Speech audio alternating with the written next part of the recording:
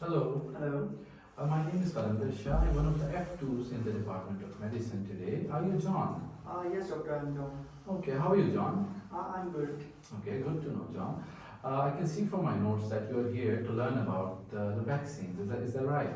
Yes, doctor, that's right. Okay, I'm glad that you are showing the interest in these vaccines and all kind of stuff that is going on in the hospital as well. So I'm really happy for you, John. So, John, I want to know what do you know about the vaccines? Do you have any knowledge about them? Yes, doctor, I think these are some kind of inactivated viruses that are usually given to prevent us from certain infectious diseases. Yes, you're right about that, John, and you do have some previous knowledge about it. May I ask what exactly that you want to know about these vaccines, John? Well, doctor, yesterday I observed my senior. He was discussing with the patient, the family of the patient Okay. but they were refusing for the vaccination. So I want to know what happened next and how to deal with such kind of patients. Yes, John, you are right. That can be one of the situations that you can be put in, and it's a very valid concerns of parents as well. So I would definitely tell you and how can we cope with that situation. Okay, John. And I also want to know, do you know when exactly do we give these vaccines? I don't exactly know, but I think maybe there's a certain schedule for this. Yeah, do you know about that schedule? I don't exactly remember. Okay, John, I can help you with that. Moving on to the vaccines, as you rightly defined them, so these are inactivated viruses and bacteria, and these what they do is that they go in your body, we inject them into your body, and they make your immune system, they familiarize with certain diseases and infections and make your immune system strong enough to deal with these viruses. Okay, so there is a certain schedule specifically in in the childhood, and I'm going to tell you about that schedule. There is a specific time frame in which we are going to give the vaccine. The time frame starts from 8th week, 12 weeks, 16 weeks, at 1 year of age, 2 years of age, and then 3 years and 4 months. Are you following me, John? Okay, right. Yeah, I'm following you. So, I'm telling you that, in the first 8 week, we are going to give 3 types of vaccines. The first one is the 6-in-1 vaccine, the second one is the meningococcal B type vaccine, Right. and the third one is the rota vaccine. Okay, rotavirus Okay. vaccine, yeah. So, do you know what 6-in-1 is? Yeah, I have an idea. It is Yeah. bacteria, but it's just tetanus. Exactly. There are different kind of infections, ranging from your, some ear infections, your stomach infections, or other infections. Mhm. So these Right. are going to be diphtheria, tetanus, polio, hepatitis B, Haemophilus influenza. Okay, Mhm. these are the 6-in-1.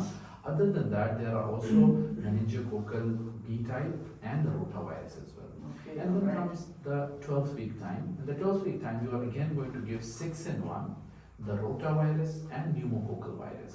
Okay? Then moving on to the 16th week, we have other vaccines, that is the 6-in-1 vaccine and meningococcal B type again. Okay? Okay, doctor. These are the ones which we give, less than 1 year time. Then we move on to the 1 year time period. At 1 year, the most important vaccine is the MMR vaccine, and other than that, we also give another dose of meningococcal type C. Okay. Okay. Then comes the second year of child's age. Do you know what vaccine we give at second year, John? No, doctor, I'm not sure. Okay, so you might have heard about the flu vaccine. Yeah. The flu vaccine is started being given on the second year of age, and it is given annually once a year. Okay, Okay. and then moving on, at the 3 years and 4 months, we give the MMR second dose vaccine and the 4-in-1 vaccine. All right. So this is the time period and the time frame in which we give the vaccines. Okay, John. Now coming on to your concern that you were asking me about the vaccine refusal and what do we do.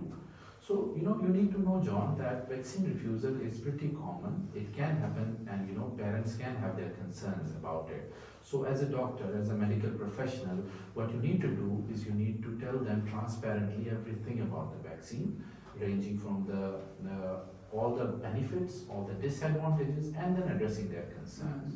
The benefits can be, these vaccines protect the babies and the children from various kinds of infections, serious infections as well, and sometimes even deadly infections as well. Alright, I see. They can protect them at individual level and also at a herd immunity level. Do you know about what herd immunity is? Yes, I think it's protection at the mass level. Exactly, you do know about it. So basically, herd immunity is when we give vaccine to enough people, due to which a wide range of the people are vaccinated against a certain infection, and it becomes at a level that at times this infection and this virus can be eradicated from a certain region. You might know that UK does not, polio is eradicated from the UK itself. So yeah, so the credit goes to herd immunity. So you do understand the benefits of herd immunity Now as I well. got it now. Yes. Right. So are you following me up till now, John? Yes, completely. So- following you. So there are some disadvantages as well. You need to tell the parents. Some disadvantages, minor disadvantages can be soreness, pain, and swelling at the vaccination site. And there can be some life-threatening anaphylactic reactions as well. But these are very rare. And you need to understand that vaccines are rigorously tested again and again to see if there are any side effects. Okay? Alright. And coming to the concerns of parents, parents can have different concerns. One of the most common concern, do you know what the common concern parents might have? Yes, doctor. Yesterday I had the patients asking the doctor about my child might be having autism. Okay, yeah, that is one of the common concerns. Parents do come and say that one of the vaccines, that is MMR, can have a side effect of autism. But this study, there was a study initially that was published which said that MMR can be related to autism, but this has been widely discredited. So you need to make sure to tell the parents that there is no connection between it. So this can be one of the concerns. So after once you are done with it, you need to ask them if they have changed their mind about it. There can be some scenarios where parents might not change their mind, so you cannot force them because it's their decision. And finally, if you need to give them an open invitation back to you, you can tell them whenever you change your mind, you can come back to us and then we can discuss the giving vaccine to your child. Okay? Alright. Do you have any other questions for me, John? Doctor, should I inform the school about this immunization status of my child?